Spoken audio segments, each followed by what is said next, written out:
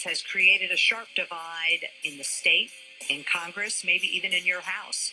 Bonnie Bricker, author of Zoom Out Parenting, the Big Picture Approach to Raising Children, who lives in Howard County, took a big picture look at the reaction to the refugees after the terrorist attacks in Paris and wrote an op-ed piece about it in the Baltimore Sun, and she joins us now to talk about that.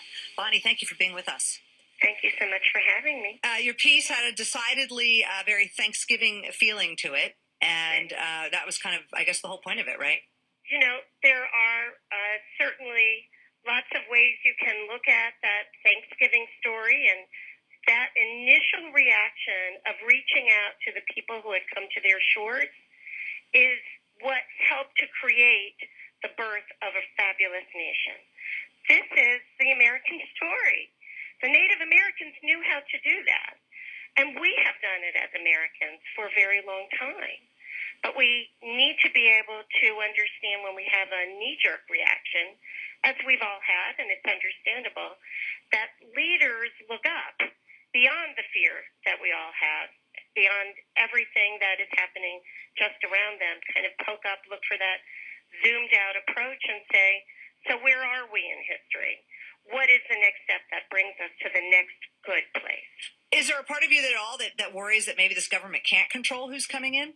Well, you know, the process is really a big, arduous process for the refugees to come in. And I know I've seen the reaction to my piece, and it's full of fear and kind of reflecting of our governor's approach that we have to make sure we have a good process. But even before this incident in Paris, it was taking 18 to 24 months of very detailed screening.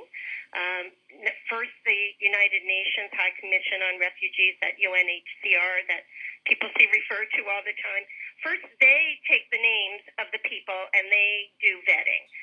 If a name is then sent to the U.S. as a family that wants to come here, the U.S. does really very thorough vetting. They first make sure, is the person that they are speaking with really the person they claim to be? And then they're vetted. Homeland Security, FBI. It is a very lengthy vetting process. And so it's not that suddenly President Obama is opening the doors to 10,000 who are just standing on the shores and now climbing onto a boat. And perhaps that is partly why people are afraid. They're not aware that that is not the process. So, Bonnie, now I'm curious, because you mentioned that you've been getting a lot of response to your piece. More in support of what you had to say or more against what you had to say?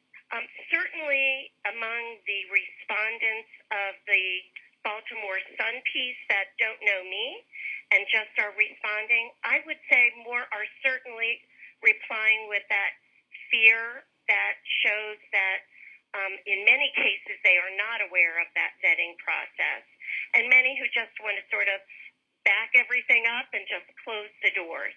So that has been a lot of response. At the same time, there are many people who have written to me today in very thoughtful emails, wonderful Baltimore, with really good and open hearts talking about their experiences, some who work directly with some of the Middle Eastern refugees that we are hoping will continue to be able to come.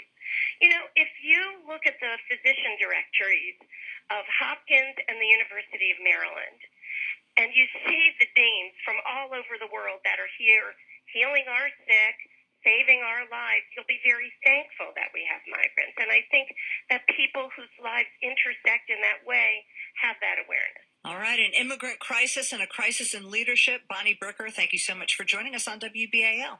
Thank you so much for having me.